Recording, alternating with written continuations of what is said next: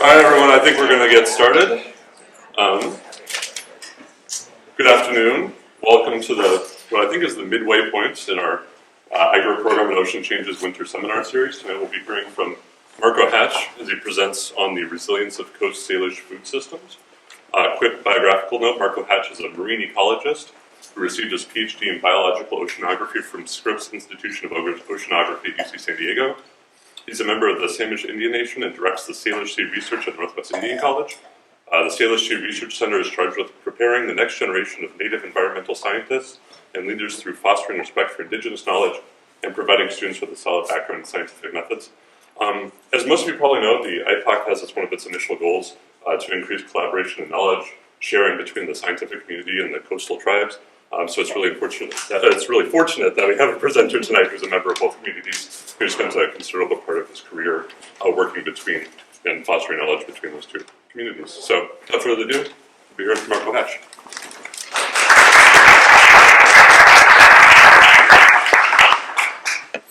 Can you guys hear me okay? With apologies to Thomas King, there's a story I know. It's about how... That's not the story. It's about the world and people and how we're all related. I've heard this story many times, and each time it changes slightly about the characters in the story, the people in the story, the teller's voice, or the interaction with the audience. But one thing that remains constant in all the tellers and all the tells is that people and the world around them are related. People and the animals and the plants, the water and the rocks, we're all related. One such story that comes to me from my grandfather is about the Salish people living on Deception Pass. In the years past, Salish were fed by the fish, by the salmon, by the clams, by the crabs, by the seaweeds. And one day, a group of maidens was out collecting clams from Deception Pass, and a particularly beautiful maiden had a basket of clams. You'll never guess what happened. One jumped out and scurried towards the ocean, and she chased after it, picked it up, put it back in the basket. And again, jumps out, scurries towards the ocean, she picks it up, puts it back in the basket. This goes on and on and on until she's up to her water, up to her waist in the water. She reaches out and grabs a clam, and a hand grabs her hand. And out of the water comes a voice. And she's startled and backs up. And the voice says, no, please, I don't mean to scare you. I'm just admiring your beauty. So she goes back to the village and comes back the next day. Same thing happens again, puts the clams in the basket, and jumps out, scurries away into the water. Until she became familiar with this voice and this person that's holding her hand. And this went on for quite a while. And the voice would tell her about the beauty of the sea, about all the fish, about all the clams, about all the seaweeds. And she came over and over and began to expect this. One day from the water, a man rose, and he came to the village, and he went to her father, the chief, and he said, may I marry your daughter? The chief said, no, there's no way. He said, no, I would really like to marry your daughter. He said, there's no way, absolutely not. I will not let her go to the sea. The man said, if you don't allow me to marry your daughter, all your resources are going to dry up. The fish will go away, the clams will go away, the crabs and seaweed, even your fresh water will go away. The chief still said, no way. So the man returns to the ocean, and to his promise, resources dried up. The fish went away, the shellfish went away, the crabs went away, even the fresh water went away. And so the woman came to the shore, and she said, please, allow my people to drink, give them food. And he said, only if you marry me. And so finally the father gave in and went to the water, and he said, you may marry my daughter, under one condition. She must be able to come back so we can see that she's well. The man agreed. And the next day the woman walked out of the water, and as she slowly sank below the water, all that was left was the vision of her hair just below the water. 4 years later, she returned, and when she returned, the sea was more bountiful than it ever had been before. And she came and told all the people about the wonders under the sea. And then again, 4 years later, came back, and she did this 4 times. And on her 4th return, she was covered in barnacles and mussels, and it was uncomfortable to be out of the water. And at that time, her people said, you've been released, you can be with the sea, you don't need to come back and visit us anymore. My name is Marco Hatch. I direct the Salish Research Center at Northwest Indian College. I'm a member of the Salish Indian Nation. And I have 2 daughters. One is 2 and the other one is 5. And today I'm going to talk about some of the work that we're doing at Northwest Indian College and then some of our perspectives of this work in the larger kind of post-Salish perspective. Northwest Indian College is one of 37 tribal colleges in the country. Tribal colleges were founded to bring educational resources to the reservation. That prior to tribal colleges, if you wanted a college degree, you had to leave the reservation, you had to leave your home support, and often your culture behind to get educated. And tribal colleges are a way of changing that. Through our work, we're building tribal nations, and we do that by building tribal leaders. That our mission is to respect and foster Indigenous knowledge while supporting people on their growth to leadership. We're relatively small. At our campus at Lummi, we've got 350, 400 students. If you count all of our extended sites, which are all around the Sound, and in Nez Perce, Idaho, we service around 700 students a quarter. We're the only regional tribal college in the system, meaning that all the other 37 tribal colleges, 36, exist only on one reservation where we service communities in 7 different reservations. About 80, upper 80s, almost 90% of our students are Native American. And we have about 126 different tribes represented. So while most of our extended campuses are in Coast Salish territory, around the Sound, we service tribal people from all over the country and First Nations from Canada. And we have what's often referred to as a non-traditional student body, meaning that most of our students are over 30, about 40% are single parents, and around 60% are female. Our median household income is typically on the range of about $15,000. So we work out of the Salish Research Center. The Salish Research Center is a relatively new, it's about 2 years old, research center at Northwest Indian College. It's a 4,200 square foot building that was built with National Science Foundation funding and private donations. We have a fully equipped analytical lab, biology lab, mud room, ecology lab. We've got trucks, SUVs, and boats. We have a really, really large research capacity.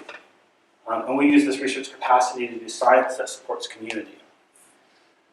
And we do this work up and down the coast, starting in the north. I'm entering my 3rd field season working with the Healthsick and Bella Bella to look at clam gardens. These are indigenously modified beaches that people altered, that terraced and altered to increase clam productivity. We're also working with Quelly and Quinault, as well as with John Mika and University of Washington and Northwest Fisheries Science Center to deploy a monitoring buoy off Quinault and Quelly. We're working with the Salish Indian Nation to look at larval distribution of Olympia oysters for the purposes of restoration. We work with Lummi on a large eelgrass project we have, joint with Vera Trainer and Northwest Fisheries Science Center and University of Washington Friday Harbor Labs. So look at eelgrass and algal cell bacteria as a mechanism for reducing harmful algal blooms. We're proposing to do increased work with the local manila clam populations on the reservation and relating changes in growth to sediment geochemistry. And then Sky Augustine, who I'll introduce shortly, is working with our home community on Vancouver Island to also study clam gardens. So who we are, we're a staff of 3. We're an all-Indigenous research center. Today 2 staff members are here, Sky Augustine and Rosa Hunter in the back. They're here today to help build connections, but also more practically, on our way home, we have to stop at Padilla Bay and take a sample, and I need them. So about 9 o'clock tonight, we'll be waist deep in water, sampling eelgrass for the bacteria project. Sky is a master's from UVic. Her family's from the Steminas First Nation on Vancouver Island. Rosa Hunter is one of our own graduates from Northwest Indian College, from the Port Ganawa tribe. And we have really the best students. It's a real diverse mix. I mean, the students really bring a lot to the classes and the research. Most of our students aren't from Lummi. They're from elsewhere. So we have a real diversity of tribal cultures in the lab and ways of doing things. And most of our students come with a background. And they've kind of done something else and then come back to North College to get their degrees, either at other colleges or worked or done other things. So it's interesting. I mean, for example, one of our classes will have 3 generations in there. We'll have the grandparents and the parents taking class, and then the children, running around. I think that's pretty unique. I don't know if that happens at the University of Washington classes much. But it's cool.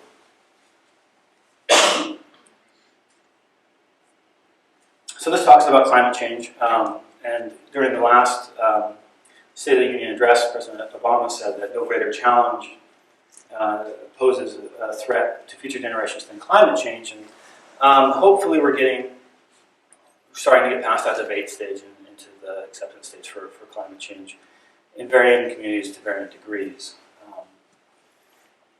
But when I give a similar talk to general audiences, I always start with, to me, the scientific gold standard, what we know, which is the Keeling curve. And start with the instrumental and work up to this image, which is the 800,000 year ice core record with the instrumental record on the very last end here, where we can clearly see that CO2 has varied over time. And that through all this variance, we've only hit about 300 parts per million. And now we're, as of February 1, over 400. And so, yes, there's variation through time, but what we see now is very anomalous. There's other reasons we know that this is due to anthropogenic activities. And this is, to me, has a lot of power. But when I talk about climate change in a native context, I often won't use that graph. I'll talk about changes that we're observing. Because of this connection to place and this connection to land, CO2 graphs are interesting, but what's really driving our understanding and acceptance of climate change, I think, in tribal communities, climate change is accepted to a much greater extent. It's that connection to place and that being able to see that, particularly this year, and granted, I understand weather and climate variability and climate change, but this year has been warm. That this winter, everything is about a month early. The frogs are coming out early, the flies are coming out early, plants are blooming early, animals are coming out of hibernation early. Everything is early, everything's out of sync, out of balance. And so, for example, one thing that a lot of folks at the college are talking about, from faculty to custodians, is this image. And I took this yesterday in front of the research center. Anybody know what it is? A month early. It's a salmon berry. That we shouldn't see this until March, and we're seeing this now. And so even in an urban environment, I mean, this is in the middle of our college campus. This is the last little green patch left. Even there, we can see things are not happening in sync. They're happening a little out of season. And through this talk, I'll present some changes, and I present this infographic for the purpose of stating that there's climate change that's impacting, and there's a lot of development. There's a lot of land use change. And I can't really tease them apart, that we're seeing changes in the environment. There's this layer of climate change that's impacting everything, but there's also this profound impact of the world looks different now than it did 500 years ago.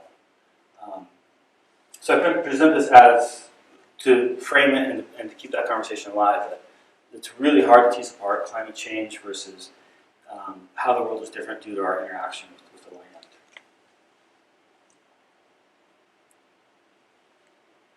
One of the reasons I think that climate change is so widely accepted in tribal communities is that it's happened before. That through deep knowledge, through stories, that we know climates have changed. It's embedded in stories, it's embedded in origin stories. This paper from Dana Lebowski et al. Talks about cultural change in the Fraser River Valley. It talks about a time of warm weather, climate, and how that changed the resource distribution, how it reduced the resources in smaller islands and centralized things around the Fraser River Valley, and that is reflected in a cultural change, increasing the size of longhouses, that that's then imprinted into the stories. And so there's knowledge of when environments changed, people have changed, how they subsist, and their organizations change to where, in this case, people had to come together, resources more centrally located, and they differ in increase in terrestrial resources from marine resources. On the bottom is an image of a drawing of herring harvest.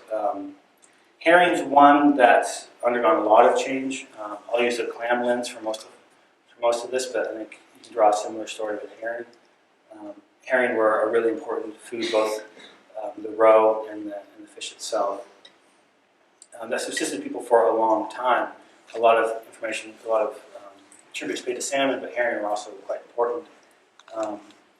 And to think about how important herring was, and then now it's almost gone from Coast Salish diets. That it's something was once a really big part of it that's now gone. It's kind of missing from the plate.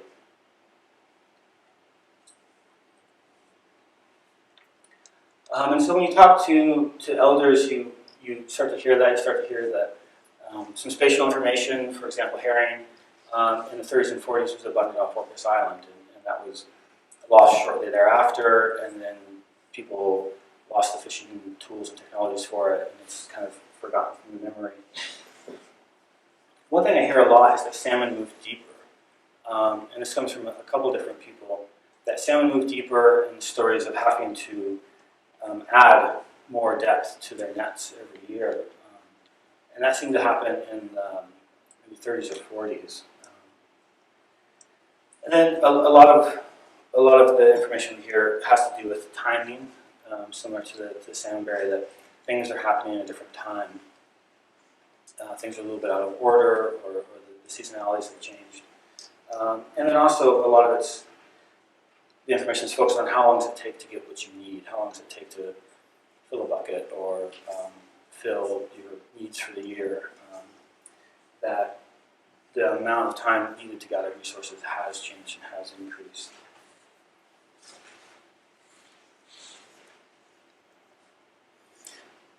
So now I'll talk about a few impacts to the Salish Sea. Some examples of, I think, tribes really leading the nation, leading the communities on adaptation and mitigation. And I'll close with a couple of my suggestions about increasing diverse perspectives at the table.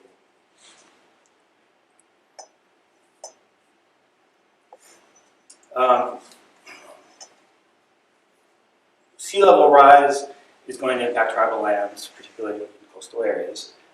This graph is showing sea level rise as predicted for 2100.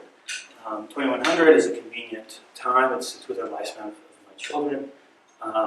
And we look at the predictions for 2100 and we see there's a range between about 0.5 and a little bit over a meter of expected sea level rise.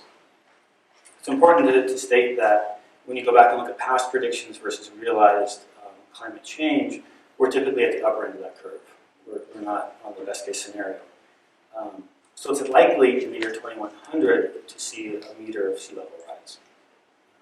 And it's important to state that sea level rise doesn't follow a nice curve. Based on the past history, it tends to be episodic, and so it can be business as usual and then a big step up. And I'm not sure that we're prepared for sudden changes.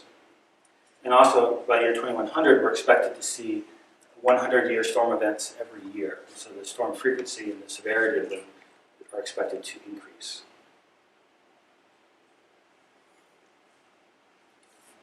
This is a map of the Swinomish Reservation and surrounding areas with a 3-meter sea level rise. And the blue areas show imitation areas that will now be covered in water, given a 1-meter sea level rise. The scale bar is in feet, I'm sorry. And you can see that a lot of areas will be impacted and underwater. And Swinomish in particular is quite low. And because of this and some recent storm events that are mimicking climate change, they've been really proactive in their adaptation and mitigation strategies. But when looking at this map and then the Lummi map, it's important to think about these are lands that tribes accepted in exchange for retaining some inherent rights off reservation for a collection of fish and shellfish and others that they've been given postage stamp size reservations. And what does that mean when they begin to decrease? In other areas, there's adjacent federal lands that are viable solutions, but particularly in these more now urbanized reservations, how are people going to make up the land? Where are people going to go? If we're talking about a loss of 10 or 20% of their area, how is that going to be replaced, or will it be replaced? It opens up a lot of really interesting, more political questions that I think should be on the forefront of our thoughts. In this case, most of the economic development for Salish is in the lower elevations. Their main offices, the casino, gas station, hotel, are all at like plus a foot. So they're in real danger of feeling it pretty quickly, and again have through various storm events. And in Lummi, this is a little bit harder to see, but you see the Lummi Flats area, there's a small white dot along there. That's the existing shoreline along here and along here. And so all this area is predicted to be underwater given a 3-foot or 1-meter rise. That's actually a much larger area. It's probably on the order of 20-25% of the reservation, including our main economic sources, the casino over here, and our shellfish and salmon hatchery here. So the two main economic drivers on the reservation are predicted to be underwater in 85 years. And it's important to realize that this is a general sea level model applied to a local condition. There's obviously local factors at play here. On the Lummi Flats side of the reservation, that's the old Nooksack River Delta. The Nooksack was moved in the 1800s. So that's all old river sediment, so it's probably high organic content. It's settling, we're losing organic matter, so it's probably going down. On the current stem of the Nooksack River, there's a lot of sediment coming down, so there's some accretion happening in that area, but still not enough to keep up with the 3-meter or the 1-meter sea level rise. And we're here in North Indian Coast. We'll be safe, but we'll be on the water. And most of the tribal buildings have actually moved over here. They had planned to put a lot here, but it's a major flood area. So one example that I think is one of the better ones of tribal nations leading adaptation and mitigation is the Swinomish Climate Adaptation Plan. And the Swinomish hit a real tipping point, mostly because, again, their proximity, their height, that when they get a really bad storm surge event, it's really mimicking what sea level, what climate change will look like, what sea level rise will look like. And because they had that wake-up call, they had that tipping point, the community really took the call to action. And then through a 2006 storm, heat event and extreme tides, the community really rallied, and this was a grassroots effort to do something about climate change, to have a mitigation plan, to have a strategy. And the community brought it to their leaders, and they said, if you don't care about this, we'll find somebody that will. And many of their leaders are now recognized on a national scale for being real on the cutting edge of this work, and rightly so. And this adaptation plan was done with a team here from the University of Washington, the climate experts. But the plan is really founded in indigenous knowledge, and so it's founded under the principle that they have seen climate change before, and within their traditional knowledge, there's tools and teachings that will help them adapt and mitigate climate change. And the purpose of the plan is really based on community resilience, really based on what do we need to do to be a resilient community and persist through time. What do we need to do to maintain our access to food resources? And also focused on indigenous health. And indigenous health is the idea of looking at beyond just physical health, beyond looking at your blood rate, your blood pressure, risk of diabetes, but looking at what does it take to maintain an indigenous health. How do you maintain spirituality? How do you maintain intergenerational knowledge transfer? How do you maintain a sense of community? how do you maintain your ability to be an Indigenous person? So it's a much broader context, and it really reframes the parameters and reframes the way that they go about the work. Two papers that have come out of that group, led by Jamie Donwatu. The first is talking about how we need to think about health risks in a tribal context. And this one in particular is talking about how even if folks know that the clams are toxic, even if they know they shouldn't eat them, they still will. They still will sacrifice their body to feed their soul. And I think that's an important starting point, that just not eating them isn't an option. That folks will still do it because it's important to maintaining their identity, to maintaining who they are. The second one is talking about the Indigenous Health Indicator, the IHI, and applying that in the context of climate change and applying it in the context of losing important parts of their food systems, and how, if these parts of the food system are lost, are they able to maintain resilience, particularly when it comes to Indigenous health.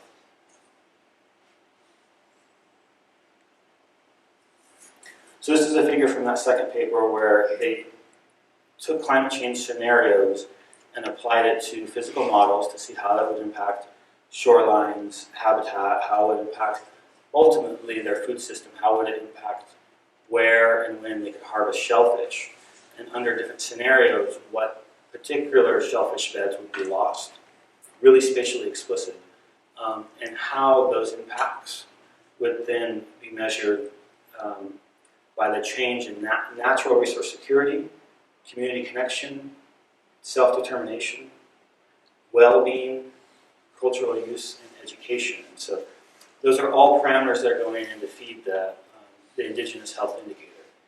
So instead of saying, okay, if these shellfish areas are lost, people can buy mussels at Walmart, that's not the same. What this is testing is, how does that impact an Indigenous community to no longer be able to exercise one of their basic inherent rights, which is to walk to the beach and pick up clams?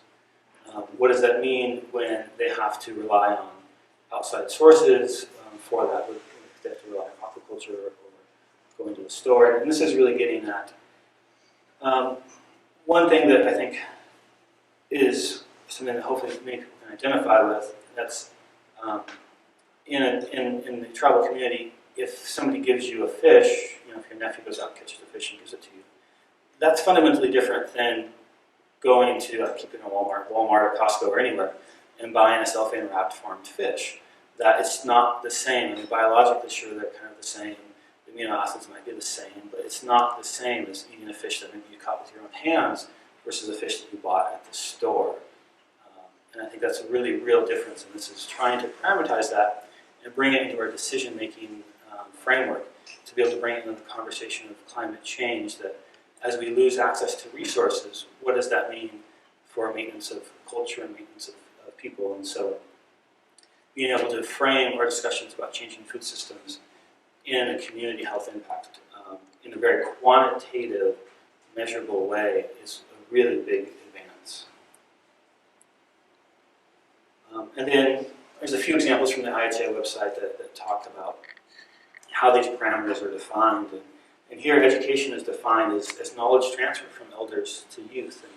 And one way that losing the ability to go collect clams might impact that is often you would go out with your grandparents, with your elders, to dig clams and then come together around a community event, let them cook and cook these clams, and that's when information was shared, that's when stories were shared.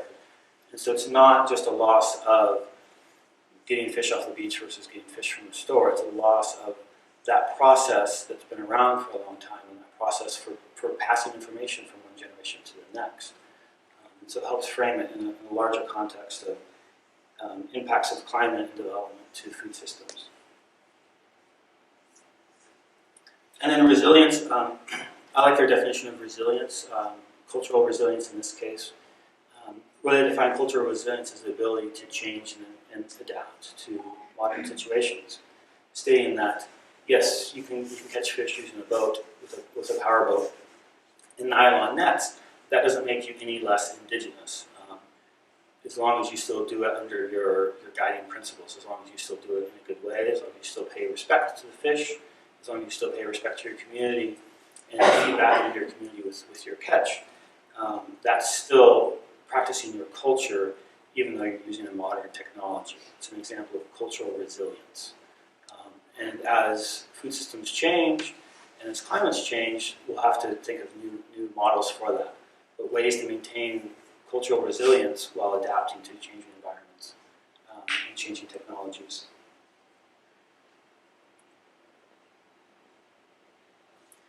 This next example is a little more practical. This is the Lummi Wetland Bank. This is a recent program that Lummi has started that Brian Cladsby, the president of the Congress for American Indians, has stated at the State of the Union address, creates revenue streams for Lummi and healthy streams for salmon. And so it's both helping economies and helping maintain food systems. In this program, Lummi's put away about 22% of the reservation in a wetland bank where they're actively purchasing or restoring these lands and making them available for purchase, similar to the carbon bank program. And so if development is going to negatively impact a wetland and they can't otherwise avoid that impact, they can purchase a section of these Lummi wetlands as part of the mitigation plan. And the potential value for these wetlands is around $182 million. The tribe has no intention of selling it all off, but it does represent a really real value, and some of it has been sold off both to tribal development and other developers in Whatcom County, and then those funds can go back into restoring these wetland areas. And so it's an innovative program. Lummi's the first tribe to engage in this sort of wetland bank trading. They've won national awards for it, and Chairman Cladsby has really touted it in local and national media. The areas they're proposing to protect are the current Nooksack Delta and the historic Nooksack Delta.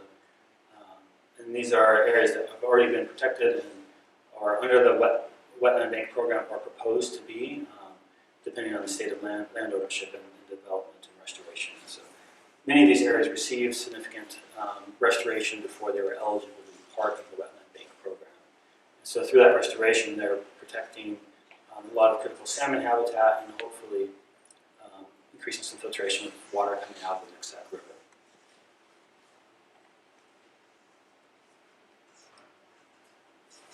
This example is a little bit older, but I really, really like it. It's the Tuatha Tribe's anaerobic digester. Tuatha were having a big issue with dairy farms, and it's really similar to some issues we're having at Lummi. That dairy farms put out a lot of manure that has a lot of nitrogen and fecal coliform in it. That's impacting tribes downstream. That's impacting the fisheries and the survivorship of salmon both in the stream, and it's impacting shellfish harvest in the nearshore bay areas. It's a major impact to food systems. It's a major impact to being able to go out on the local areas and collect fish and shellfish. And in this example, they worked with the dairy farmers. They created a separate company that was funded through grants and bonds to build an anaerobic digester that was then taking both the manure and restaurant waste and turning that into electricity. Electricity that can be sold for about $25,000 a month, combined with another $35,000 a month for taking restaurant waste, can help create a sustainable income stream also for the tribe, while reducing the amount of nutrients that are going into the system that can help feed into ocean acidification, and also reducing the release of methane into the atmosphere, and helping clean up the river, helping increase the ability to harvest shellfish. And so it's an example of really collaboratively working together with benefits both locally for the environment and globally, and then amongst diverse user groups. And it's something that we think a lot about at Lummi. The Lummi Reservation is a peninsula with half of it on the Bellingham Bay and the other half on Lummi Bay. The Bellingham Bay side of the reservation has experienced a lot of shellfish closures due to fecal coliform. That's primarily driven by the dairy farmers upstream. And it's a big issue, and something we talked about at a recent state of the Bellingham Bay, that we have all this dairy farming going on upstream and lummies on the downstream, and we're receiving all the negative effects from that. And how do we work together to solve that issue? How can we do it in a collaborative way that creates benefit for both user groups? It's a big question, and it's something that's going to be on the forefront for the lummies for quite a while, is how do we reopen these shellfish beds that have been estimated to be valued at around $800,000 a year, and that's just a pure economic value. If you bring that into an IHI, that's going to go way up. Because of particular importance is the shellfish bed being closed is the Elders shellfish bed. It's the one that is seeded heavily with oysters and manila clams that's really right next to the road, really accessible. And so that closure is negatively, differentially impacting elder harvest, and also the ceremonial and subsistence harvests of the tribe is also in that same closure area. So it's both a major economic impact, but also I think under an IGI type framework, it's a massive impact on the intergenerational transfer of knowledge.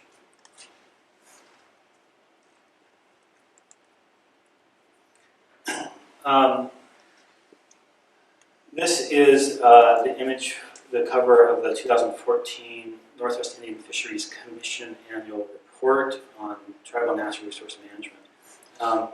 And I'm presenting this to talk about one thing I've been wrestling with, and that's perhaps the difference of most important research questions in a tribal context and at a government agency or mainstream institution context. I think there's some differences there, and I'm not quite able to quantify them, and something I would like to talk about more. And I like this image because it's showing this young girl holding a chum salmon on the bow of the boat. And I think that some of the really on-the-ground things that tribes are experiencing are not being addressed by research directives at larger institutions. And so speaking to some of the tribal concerns and thinking about perhaps ways we can align that with federal funding and federal research. I think in tribal communities, the primary concern is protection of sovereignty, protection of being able to decide how they manage their resources, how they manage harvest, how they manage really the day-to-day operations, even down to water and sewer, things like that, that sovereignty is allowing tribal nations to decide. And part of that is being in the driver's seat when it comes to research agendas, being not only at the table, but leading the direction that the work is taking. And taken straight from the Northwest Indian Fisheries Commission's report, here are four areas that they've identified as important areas. One is the protection and restoration of salmon habitat. They place a large emphasis on habitat, that reductions in salmon abundance can't be totally made up by reductions in harvest, that we need to put equal weight and effort into protecting current habitat and restoring habitat that's been damaged. Also, fish consumption rate is a huge, huge issue in tribal communities. It's something that a lot of our folks are really worried about. That right now, the current rate is about 6.5 grams a day of fish consumption, which is about the size of the tip of my pinky. And I didn't have room for them, but if you've been to a tribal feast, you know that nobody eats 6.5 grams of fish. And so increasing that fish consumption rate to reflect what tribal people are actually eating while maintaining the same cancer risk is really important. There's movements to play with the risk side of the equation to artificially increase the amount of fish that we can eat.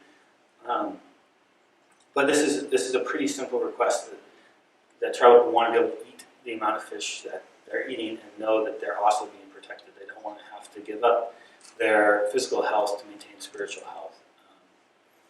And they've reached out to a diverse group to help support that and maintain. It's still on the forefront of really important issues, which along with that goes increasing water quality standards, really cleaning up the way the beach town looks. There's a lot of interest to maintain hatcheries until habitat's restored, to maintain hatcheries as stopgap solutions. And then also the protection of culture and economies, that not harvesting is not an option, that simply just buy your fish elsewhere or buy your clams elsewhere is not a viable solution. That's not on the table. We need to think of ways to maintain that people's ability to go out and interact with the environment.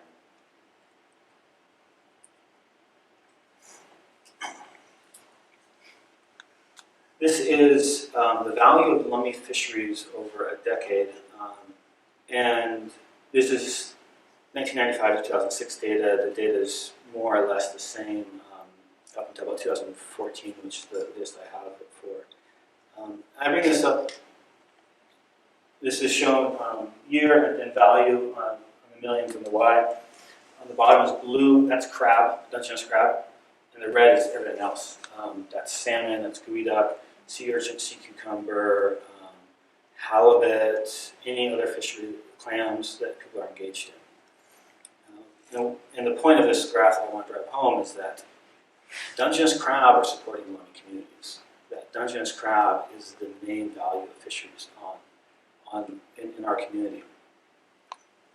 And there's some really basic fundamental questions about the biology and dynamics of Dungeness crab that are still unknown.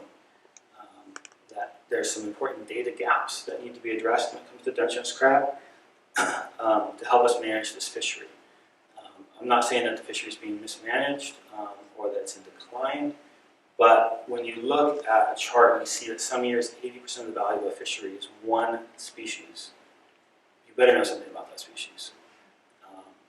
And to think about reductions in Dungeness crab would impact our entire community. And that's crab are really what support all of our other fisheries, meaning that when you need a new motor, it's the crab line that's paying for it. When you need a retrofit, it's the crab line that's paying for it. When you need a new net, it's the crab line that's paying for it. When your kids need clothes, it's the crab line that's paying for it. Crabs are really what's supporting the economy, and that any reduction or loss of crab is going to have a big impact on the entire fishing fleet. So I think increased attention needs to be paid to Dungeness crab, and it really comes down to some basic biological questions.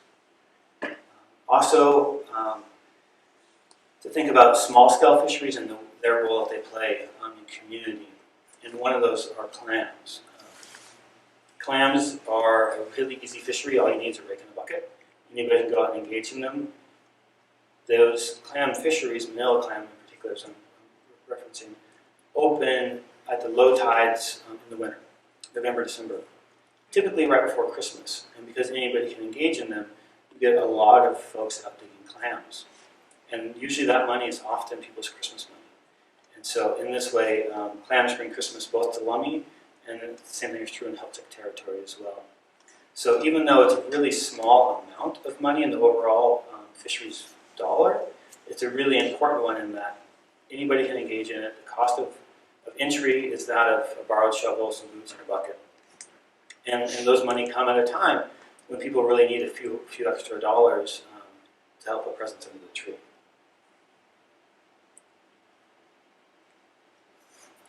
And I want to talk a little bit about the role of allies, because I think that's how many of us will have to approach different communities. And allies are important. Allies serve a really important function in seeing this work done. That without allies, a lot of this research can't be done. The research project I mentioned prior were all done with heavy ally involvement. And so a little bit about the role of allies. Brian Clasby has stated that he's got 2 PhDs. They both work in his planning department. And so these are people who, in at least one case, at least in Jamie's case, really got their doctorate at the request of the tribe. They said, we need somebody who has the credentials that can go up against the non-tribal scientists. And so in that case, she got her doctorate to help serve the tribe as an ally. And these are really important folks where Brian's worked hard to get good people to help him, get people to be his ally. And Terry Williams has stated about a number of his projects that they're trying to do good work to help bring in more people to continue the work, but under their guidance and agendas. And so by doing good work and partnering with good people, these agendas can be carried out. But it's important to address it, to approach it as helping the tribes carry out their research questions, as being there as an ally.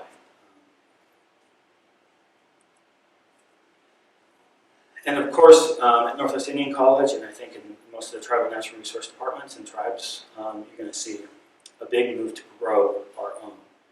And that's part of sovereignty. If you look at most tribal natural resource agencies, the majority of their employees are non-tribal. If you look at the entire makeup of employees within a tribe, the highest percentage of non-tribal employees will be in the natural resource agency. And that's something we're trying to address at Northwest Indian College. And as Brian Cosby again is saying, his goal is to have 2 PhDs and them both being swimmers, both being tribal members. That there's a big move to grow our own. And this image is of a halibut hook and a bull kelp line that one of our students made. She's, in many ways, one of our typical students. Has 4 kids, full-time fisher, really deeply involved in her culture, really deeply involved in fisheries, and wants a scientific background to help manage the fisheries. But also wants to frame all of that under traditional ecological knowledge. And so she built this halibut hook, she collected the wood, she shot the deer used for the spine, she collected the bull kelp, tied it together, and took it out test fishing. Under the following up on some traditional knowledge that talked about this type of hook having low bycatch and only catching halibut of a certain size. And so trying to address a really real question about going fishing and minimizing your impact on the environment and being really selective about what you catch. And so I told her I was going to give this talk today, and I said, "Oh, a whole bunch of PhDs from UW in the room, what do you want me to tell them?" So this is what she said. She said, "Honestly, I believe that we need to look into revitalizing traditional ecological knowledge, that a new, fresh look may have the answers to so many unanswered questions. The public needs to know that we, the students, are giving back to historical methods in order to gain an upper hand in commercial and subsistence harvest. Although we were only allotted 50% of the catch, we are responsible for sustaining 100%. Co-management is more than manager's share. It's an equal responsibility to protect and sustain and increase the populations so our 50% doesn't continue to decline or become non-existent." And so this is what's driving her to pursue higher education. This was driving her to really through a time when she would probably rather just not have to deal with school, really forcing herself to come in and gain this knowledge because she wants to be able to make a difference in her community. And she is one of these students that in particular is walking in, what we say, walking two worlds. She's able to convey and connect with Coast Salish people, but she also wants the tools to be able to come here and talk on a very quantitative level about fisheries management. And so this is one example of how we're working to grow our own, to use the help of allies, but also use the help of allies to foster the next generation of environmental leaders. And so two things I feel really strongly about that I think are solutions that we're interested in engaging in at Northwest Indian College. One is this redefinition of health. I think the Indigenous Health Indicator really reframes the conversations about how is climate change going to impact our resources? What does that mean when we lose the ability to harvest shellfish because of increasing harmful algal blooms or because of shoreline loss? How do changes in the resilience of food systems really impact the community as a whole? Being able to quantify that in a really defensible number is very powerful. I think this is work that's going to have some really positive impacts in our local environments, and it's work that I always talk about and I support. This, at piece of art at the bottom here was drawn by Kevin Paul of Salish, and it's showing the seasons of gathering, of seasons of harvest. And it's an outward spiral. And the idea is that as you go through that process, you gain knowledge, that it's open, so it's catching knowledge as you go around and around. And that can be taken to symbolize that as you engage in these activities, as you work with your elders to go out and collect these things, information is being passed. And it can also represent that as we talk about these different species and when they're harvested and their impacts due to development and climate change, we learn more about the traditional knowledge, and we learn more about the resilience of both culture and the species through an IHA model that's increasing our body of knowledge. So it's a really interesting perspective. And then last, this is a totem that was recently erected. It was carved by Jewel James, who's a Lummi, who's done a number of great totems. This one was recently erected at the Nisqually Tribal School in honor of Billy Franks. And I only met Billy 4 times, but each time I remember like every second of that. He was just so powerful. It still gives me chills to think about him. But the humility and grace and energy he had a real power to bring people together across different user groups around common issues, around common visions, around the tribal perspective, and making it not a tribal issue, but making it an issue that we're all concerned about. That was one of his real powers and strengths. And I think Indian country needs environmental leaders like Billy.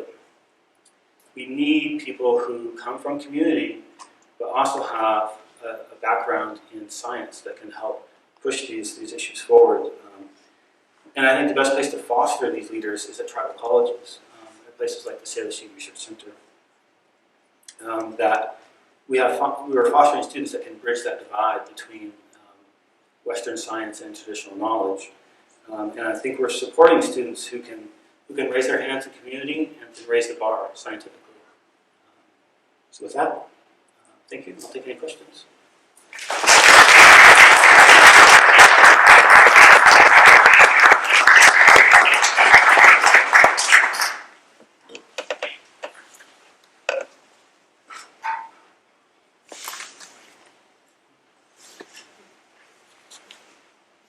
Can you talk a little bit more about the wetlands bank, about how that's being used, first how it was set up initially, like who, just like the entire process by how that got going. The question is about the wetlands bank. There is about 300 pages about that on the Lummi Natural Resources website. My understanding is that they saw this as a really beneficial program, both to maintain the integrity of local ecology, but also a way to support ongoing restoration and monitoring programs. That there's a lot of work that needs to be done, and it needs to be done over a long time. So we not only need a way to sustain that, but also a good umbrella or driver to put that under. I think they got a planning grant for it and then did an implementation. But they did a full prospectus on it and a cost-benefit analysis, and there's quite a lot online about it. I can't give the full details. There's an application process online if you do want to buy a piece of the wetland. Each section is about $250,000. So, yeah. I was very interested by the broader sort of health indicators and cultural significance that you're trying to bring into the way that you assess the value of these areas. I'm just wondering, when you're doing sort of policy work and engaging with, let's say, the federal government and the like, whether they are willing to take some of these broader indicators into the way that they do policies? So the question is about, do people listen to the IHI, I guess? Yeah. I think, so I'm not directly involved in the Indigenous Health Indicator work. It's work that's primarily been led us Salish that they're doing in a number of communities. So I want to make that clear. And it was really led by Larry Campbell, one of the Salish elders, who was kind of really grandfathered this idea and pushed it forward. I don't know what the reception has been so far, but I know that they're in the process of making it That's the goal, is for it to be defensible on a federal level, and part of that's getting it in the peer-reviewed literature and getting it reviewed. And they've done a whole lot of work that hasn't quite made it to that stage yet. That's much newer. I think at least internally, a lot of tribes are taking this as part of their decision-making process. A lot of tribes now, for any action that comes across council's table, has to have a statement about how it's going to impact first foods, or how it's going to impact their resilience or adaptation to climate change. And so within their own borders, it's definitely going to be, it's usable. And it's happening in many tribes around the Salish. Those tribes will now have that toolkit. But yes, that would be the ultimate goal, is that when you do your environmental impact statement and your health impact statement, that you also have to include an IHI if it's near tribal lands.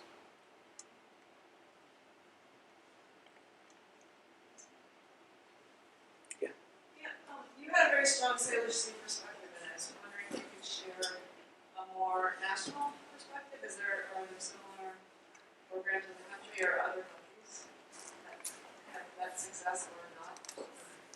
Any reasons why?